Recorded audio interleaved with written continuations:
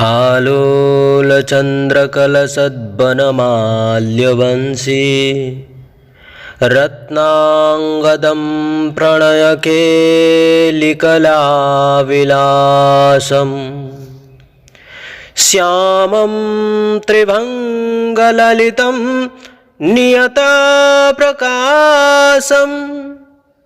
गोविन्दम् आदिपुरुषं तमहं भजामि।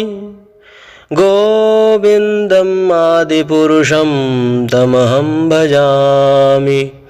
हरे कृष्ण कृष्ण कृष्ण हरे हरे, हरे राम राम राम हरे हरे। सर्वप्रथम अस्मद्यो गुरुपाद पद्म नित्यलीला प्रविष्ट ओम विष्णुपाद अष्टोत्र शतश्री श्री श्री श्रीमद् भक्ति वेदांत पूज्यपाद श्री गुरुदेव नारायण गोस्वामी गुरु महाराज जी के चरण कमल में अनंत कोटि साष्टांग दंडवत प्रणाम करते हुए हेतुपुराई प्रार्थना करता हूँ। तत्पश्चात मम शिक्षा गुरुपाद पद्म चरण कमल में आश्रय होकर, मेरे गुरुपाद पद्म चरण आश्रय होकर हम लोग श्री भगवान के पवित्रमयी कथाओं का श्रवण करने की प्रयास करेंगे। हम लोग गतकल्य श्रवण किए थे श्रील विश्वनाथ चक्रवर्ती पाद ठाकुर जी के टीकाओं को। कहते हैं कि भगवान श्री कृष्ण अर्जुन से कहते हैं, जीव अणु चैतन्य है, इसका नित्य एवं स्वाभाविक धर्म जो है यह भगवत सेवा है। और जीव दो प्रकार के होते हैं। जीव कितना? दो प्रकार का है जीव, एक मुक्त जीव, एक मायाबद्ध जीव। पहला क्या है? माया मुक्त जीव, और दूसरा मायाबद्ध जीव। मुक्त जीव जो है सदा सर्वदा भगवत धर्म में, भगवत भक्ति में, भगवत भाव में और भगवान का सेवा में सदा सर्वदा संलग्न रहते हैं। और इस मुक्त जीव का कभी भी पतन नहीं होता है। दूसरे प्रकार के जो जीव है वह मायाबद्ध जीव। ये मायाबद्ध जीव अनादि काल से भगवान एवं भगवत सेवा से, भगवान के सेवा से विमुख होकर, भूलकर प्राकृत स्थूल और लिंग इन दोनों शरीर के द्वारा आच्छादित होकर इस माइक संसार में दंड स्वरूप त्रितापों का भोग करता है। यह मायाबद्ध जीव यह भूल चुका है कि मैं भगवान का दास हूँ, भगवान मेरे प्रभु है, भगवान श्री कृष्ण मेरे प्रभु है, मैं कृष्ण का दास हूँ। यह भूल चुका है, क्योंकि मैं नित्य हूँ, शाश्वत हूँ, अज हूँ। क्योंकि मैं उन्हीं का ही अंश हूँ जो नित्य है, शाश्वत है, अजो है, जिसका कभी विनाश नहीं होता है, जो सनातन है, नित्य नवीन किशोर अवस्था में, नवकिशोर अवस्था में नित्य विराजमान रहते हैं। ऐसे भगवान श्री कृष्ण के अंश है हम। ये मायाबद्ध जीव इस बात को भूल चुका है। जीव नित्य कृष्णदास ताहा भूली गेलो, चैतन्य चरितामृत में कहते हैं। जिसके कारण यह संसार का माया जाल में फंस जाता है, नाना प्रकार का दुख दंडों का भोग करता है, दुख दंड पाता है, दंड भोग करता है, त्रिताप आदि का। एई दोषे माया तारो गलायो बांधिलो।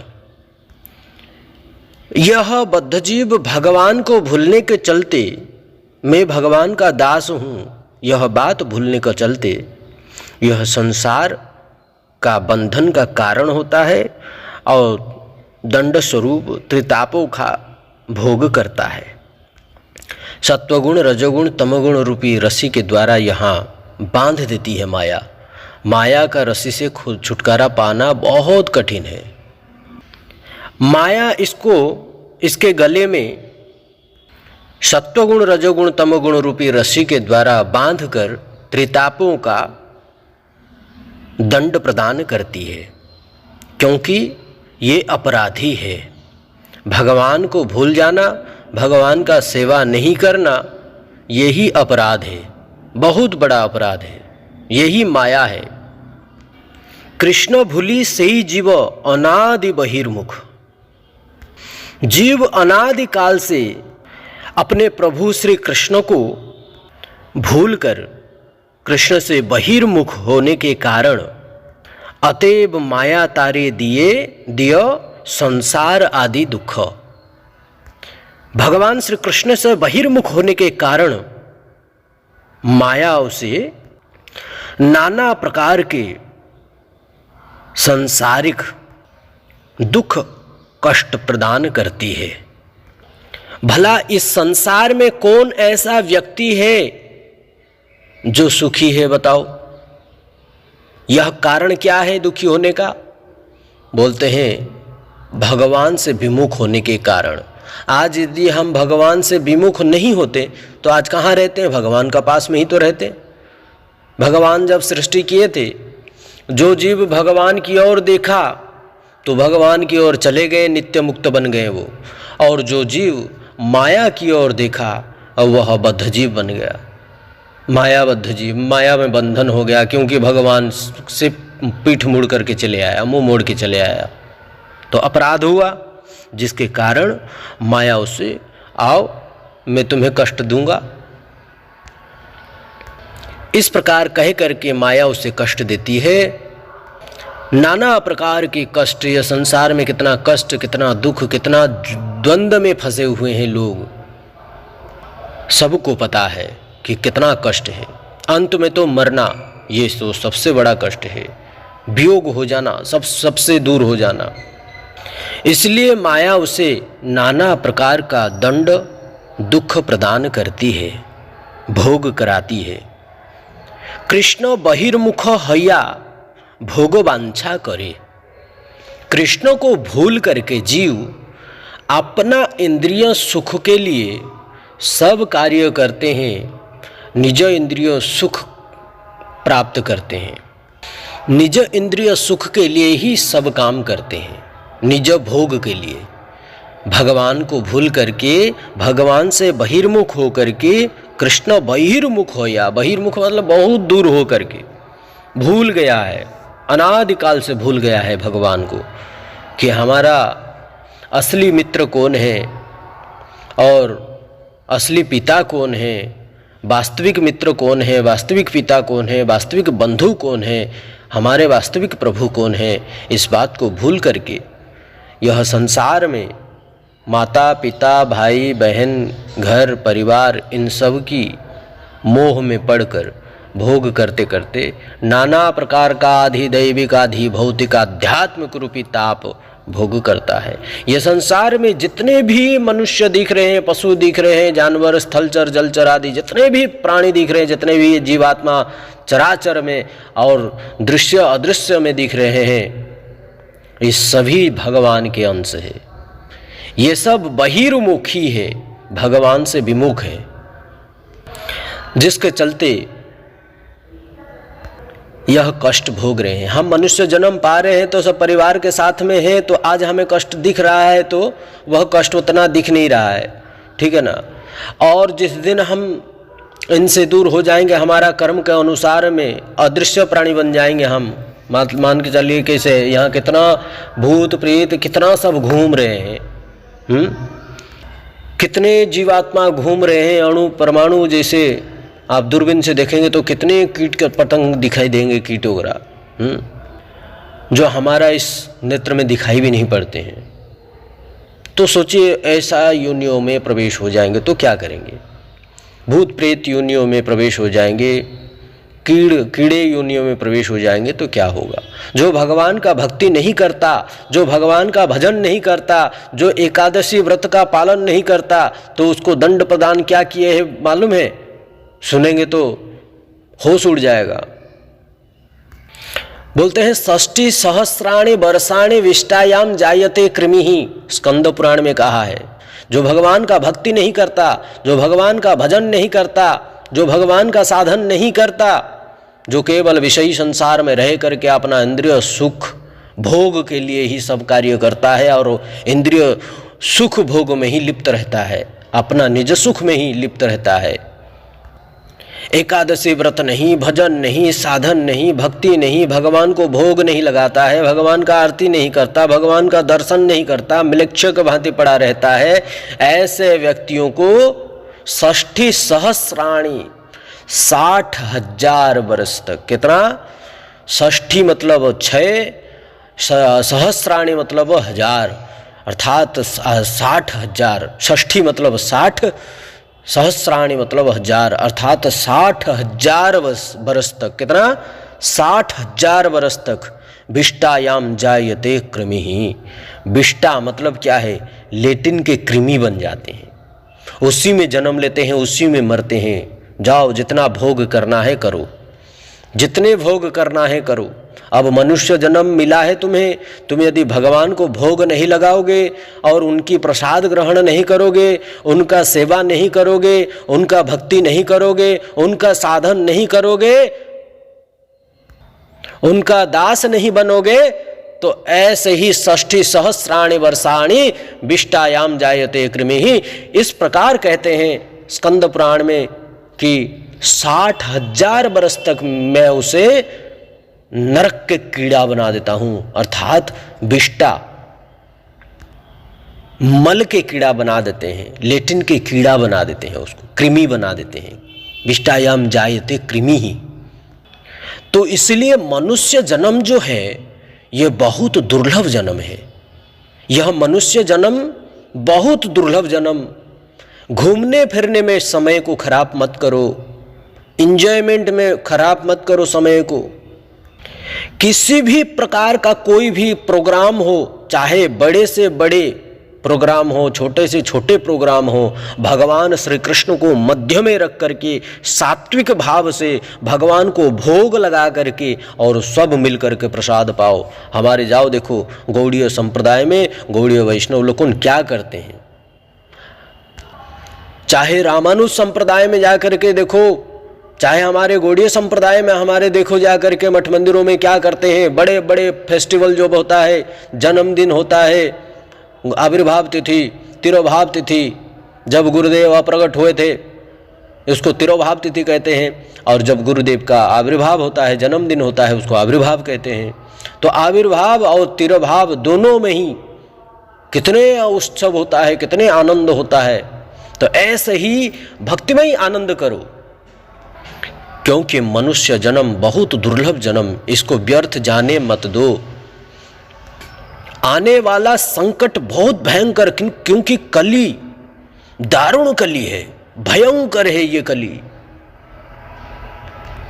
कलयुग को देख करके सतयुग भी डरता है, त्रेता भी डरता है, द्वापर भी डरता है, और कलयुग के मनुष्य को देख करके ब्रह्मा तक डर जाते हैं, इंद्र तक डरता है।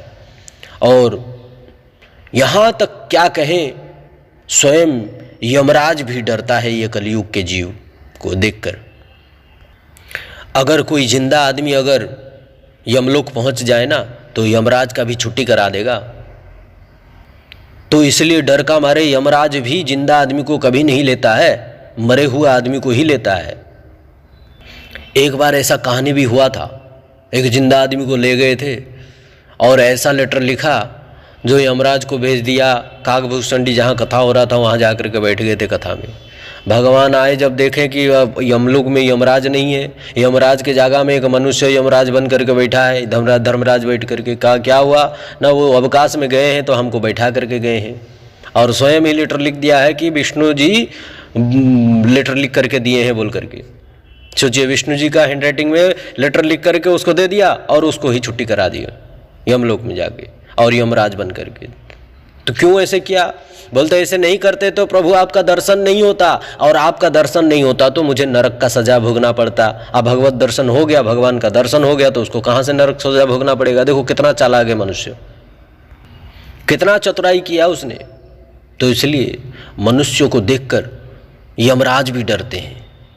मनुष्य जिंदा आदमी को देख करके ब्रह्मा जी भी और इंद्र भी डरते हैं। सोचो, ये संसार को देख करके, संसार का परिस्थितियों को देख करके थरथर कांपते हैं ब्रह्मा जी, भागवत में कहा गया है।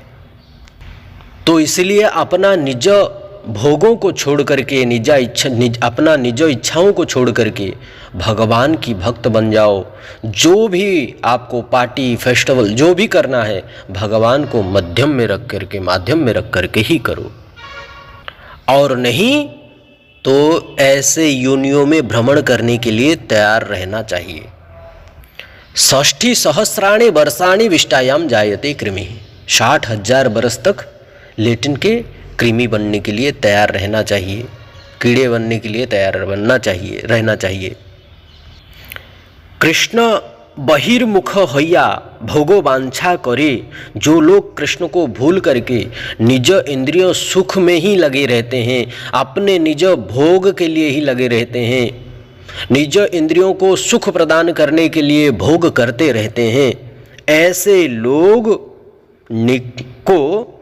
लोगों को निकटस्थ माया तारे झापटिया धरे। झापटिया झपट करके पकड़ लेता है उसको। जैसे एक अपराधी को पुलिस जाकर के किस प्रकार पकड़ता है और हाथकड़ी डाल करके उसको जेल में डाल देता है और खूब मारता है, खूब दंड देता है, ऐसे माया उसको झपटिया धरे, माया उसको पकड़ लेती है। जैसे ही पकड़ती है, क्या करती है? फिर चक्की में पीसती है। कैसे? पिशाची पाई ले जे न मति छिन्न हय, मायाग्रस्त जीवेर हय से भाग्य उदय। अनादिकाल से भगवान से कृष्ण बहिर्मुख जीव नाना प्रकार के सांसारिक भोगों की अभिलाषा करता आ रहा है। यह देखकर उसके समीप ही रहने वाली माया झपट कर उसे पकड़ लेती है, जिससे जैसे पिशाची द्वारा ग्रस्त व्यक्ति मतिछिन्न हो जाता है। पिशाची द्वारा जो व्यक्ति ग्रस्त हो जाता है उसका मतिछिन्न हो जाता है।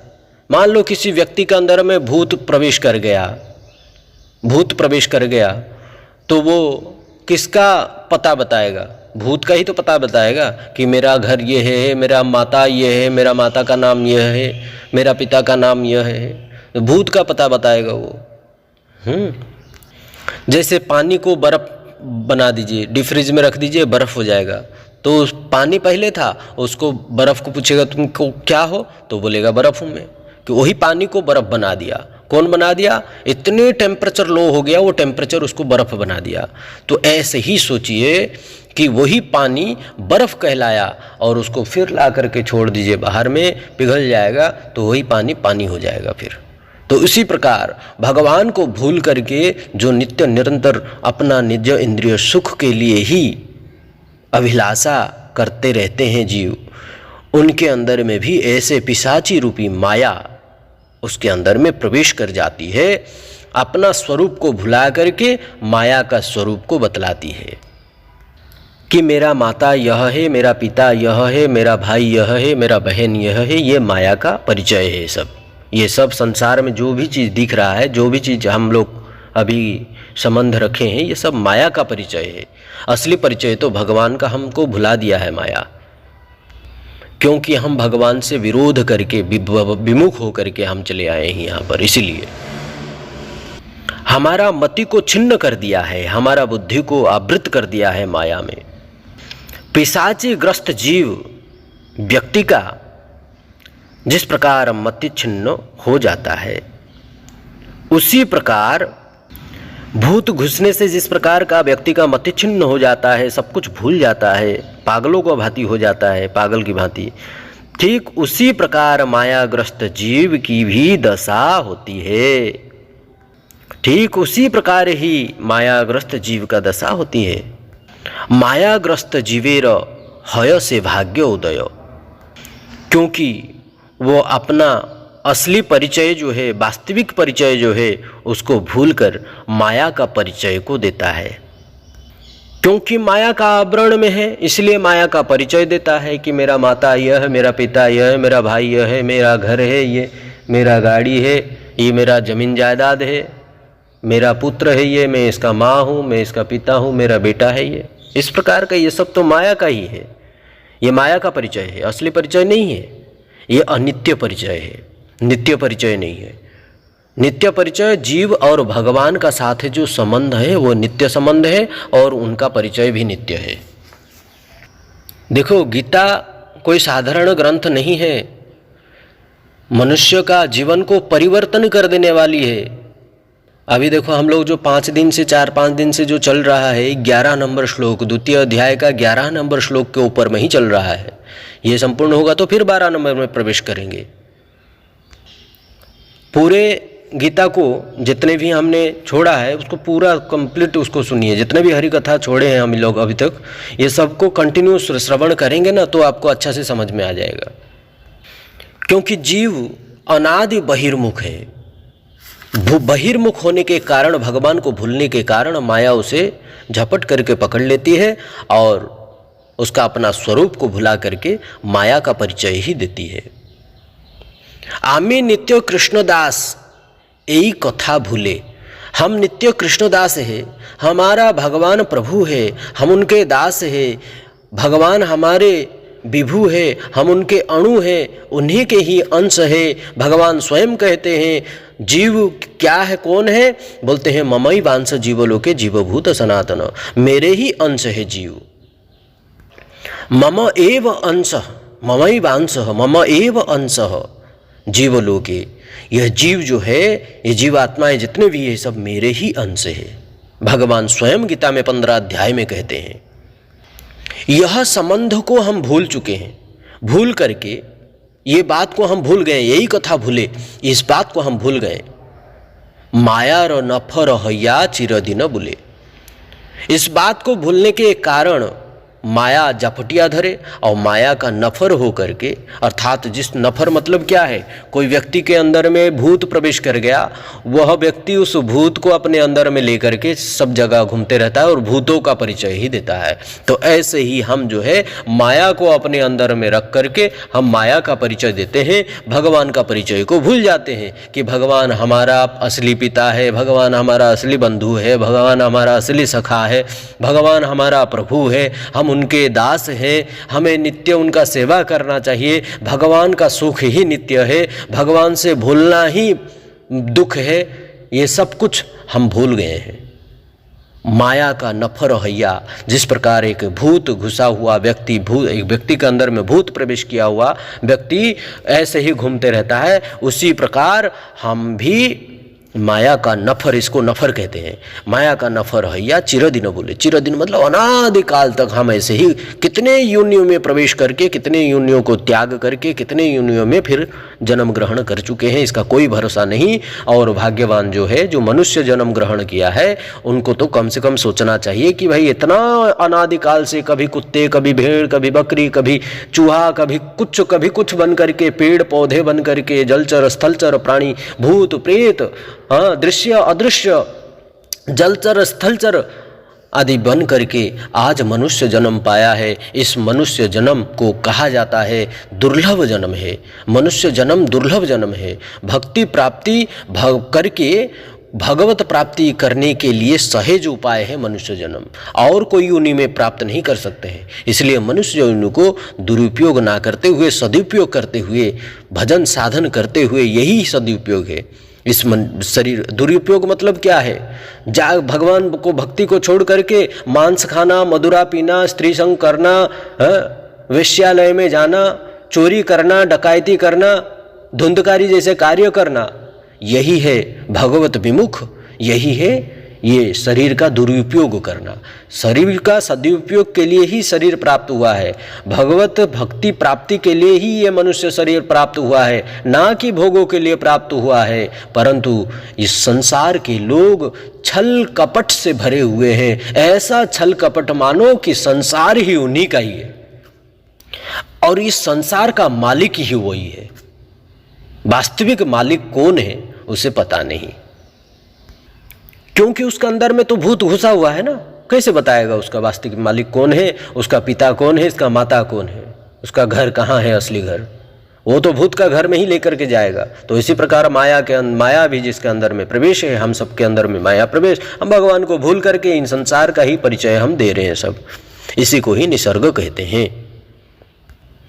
ऐसे माया का नफर होकर के चिरदिन तक हम बोलते रहते हैं, घूमते रहते हैं। घूमते घूमते कहाँ घूमते हैं? तो माया कभी लेकर के कहीं पटकती है, कभी लेकर के कहीं पटकती है, कभी उठा करके वहाँ से कहीं और पटकती है। तो इस प्रकार कहते हैं, कभी राजा, कभी वो जीव राजा बन जाता है, तो कभी प्रजा, तो वही राजा कभी प्रजा बन जाता है, वही प्रजा कभी विप्र बन जाता है अर्थात ब्राह्मण बन जाता है, वही ब्राह्मण कभी शूद्र बन जाता है, शूद्र बन जाता है, और वही शूद्र कभी सुखी बन जाता है, और वही सुखी कभी दुखी बन जाता है, वही दुखी कभी कीट बन जाता है, और वही कीट कभी क्षुद्र बन जाता है, वही क्षुद्र कभी स्वर्ग में चले जाता है, वही स्वर्ग वाले कभी मर्त्य लोक में चले आता है, और यही मर्त्य वाले कभी नरक में चले जाता है। ऐसे भ्रमण करते करते करते करते करते कभी साधु गुरु वैष्णव का कृपा, अहेतु की कृपा यदि हो जाए, जाने अनजाने कोई सुकृति हो जाए, अनजान सुकृति हो जाए, तो कभी पुण्य आदि कमा करके देव बन जाता है, कभी देव योनि में चले जाता है, तो कभी दैत्य योनि में चले जाता है, वही देव दैत्य बन जाता है, वही दैत्य कभू साधु गुरु वैष्णव की अहेतु की कृपा कभी हो जाए, तो कभी जाने अनजाने सुकृति हो जाए, साधु गुरु वैष्णव का दर्शन हो जाए, भगवान का वाणी कभी कान में पड़ा हो, बाई चांस भूले भटके कहीं कथा हो रही है और जाते जाते कान में थोड़ी सी पड़ गई, तो जिसके कारण उसका सुकृति जागृत होने के फलस्वरूप वो कभी प्रभु का दास बनता है, भजन करते हैं। हम लोग का यही दशा है, कहीं भटक भटक करके कोई साधु गुरु वैष्णव का वाणी हमारा कान के अंदर में पड़ा होगा, तो आज आकर के हम लोग साधु गुरु वैष्णव की चरणाश्रय होकर के भजन कर रहे हैं, साधन कर रहे हैं। तो इस प्रकार योनियों में भ्रमण करते रहता है। तो माया जाल से छुटकारा कैसे मिलेगा बद्ध जीव को? अनादि काल से भ्रमण करते करते बहुत कष्ट भोगता है जीव। त्रिताप आदि दैविक आदि भौतिक आध्यात्मिक रूपी तापों को भोग भोग करके इतने भोगता है जिससे भोग भोग करके बार बार मर जाता है, बार बार शरीर को धारण करता है, शरीर बार बार मरता है, बार बार धारण करता है, एक शरीर से दूसरे शरीर भ्रमण करते रहता है। ऐसे कोई भाग्यवान जीव, ब्रह्मांड भ्रमिते भ्रमिते कौनो भाग्यवान जीव, गुरु कृष्ण प्रसाद पाई भक्ति लता बीज। गुरु कृष्ण का कृपा से उनको भक्ति लता बीज का, बीज मतलब क्या है? जो गुरु मंत्र होता है, गायत्री मंत्र होता है, गुरु जी से प्राप्त कान के द्वारा दिया जाता है। कान के द्वारा गुरु गायत्री गोपाल आदि जितने भी है अपना दीक्षा मंत्र आदि प्रदान करते हैं गुरुदेव, कान के द्वारा कर्ण मंत्र एवं नाम देते हैं जप करने के लिए, हरि नाम, हरे कृष्ण कृष्ण कृष्ण हरे हरे, हरे राम राम राम हरे हरे इत्यादि नामों को देते हैं। उस नाम और उस भक्तिलता बीज को प्राप्त कर वह जीव को क्या करना चाहिए? ताते उस जीव को क्या करना चाहिए? कृष्ण और भजन करना चाहिए, कृष्ण का भजन करना चाहिए। ताते कृष्ण भजे करे गुरु र सेवन, कृष्ण का भजन करते हुए गुरुदेव का सेवा करना है। गुरुदेव का सेवा के बिना जीव का कल्याण कदापि नहीं हो सकता है। जीव का कल्याण कभी नहीं हो सकता, मनुष्य का कल्याण कभी नहीं हो सकता है। गुरु का सेवा बहुत जरूरी है। गुरु सेवा करो, जी जान लगा करके गुरु सेवा करो, गुरु वैष्णव की आज्ञा का पालन करो, नहीं तो जीवन में कभी भी सक्सेसफुल नहीं हो सकते हैं, कभी भी सफलता को प्राप्त नहीं कर सकते हैं। सफल व्यक्ति होने के लिए गुरु वैष्णव का चरणाश्रय होकर, गुरु वैष्णव का सेवा करते हुए भगवान श्री कृष्ण का भजन करो। भजन भी सेवा ही है। भज धातु सेवायाम, धातु में कहा गया है भज धातु सेवायाम। भजन को भी सेवा ही कहा जाता है। भगवान श्री कृष्ण का भजन करो अर्थात नाम जप करो, कथा श्रवण करो, उनकी श्रृंगार करो, उनको स्नान कराओ, ये सब सेवा ही है। और गुरु का सेवा करो, गुरु की चरणाश्रय होकर। इतना यदि कोई करता है, माया जाल छुट्टे, वो माया का जेल से छूट जाता है। ये माया का कारागार से छूट जाता है, वो माया का कारागार से छूट जाता है। कहाँ जाता है छूटकर? बोलते हैं पाय कृष्ण चरण, पाय श्री कृष्ण चरण। माया जाल से छुटकारा पाकर भगवान श्री कृष्ण का चरण कमल को प्राप्त कर लेता है, जो अभय चरणारविंद है, जिसको प्राप्त करने के बाद किसी प्रकार का कोई भय नहीं रह जाता है। यह कौन रास्ता दिखाता है? बोलते हैं मुक्त जीव। जो मुक्त जीव है, ये बद्ध जीवों को ले जाने के लिए, क्योंकि उन्हीं का ही तो भाई है। भगवान का अंश दोनों ही है, जीव दोनों ही है। एक मुक्त हो गए, भगवान का चरण कमल को प्राप्त कर गए, और दूसरा जो भगवान का चरण कमल से विमुख है वो बद्ध है। दोनों ही तो भाई है। एक चोर बन गया, एक साधु बन गया, और वही साधु अपना भाई को कभी भी चोर देखते हुए अच्छा लगेगा? उसको साधु बनाने की प्रयास करेगा। आकर के वही मुक्त जीव ही संसार में भगवान का कथा कीर्तन भूरिदा जनाहा, ऐसा दान करते हैं, ऐसा दान करते हैं, ऐसा दान कोई नहीं करेगा। हरि कथा दान करते हैं, भगवान का कीर्तन दान करते हैं, नाम दान करते हैं, प्रेम प्रदान करते हैं, करके उनको भगवत धाम ले जाने के प्रयास करते हैं। यही है नित्य सिद्ध जीव। मायाबद्ध जीव को उद्धार करने के लिए यहीं पर ही आते हैं।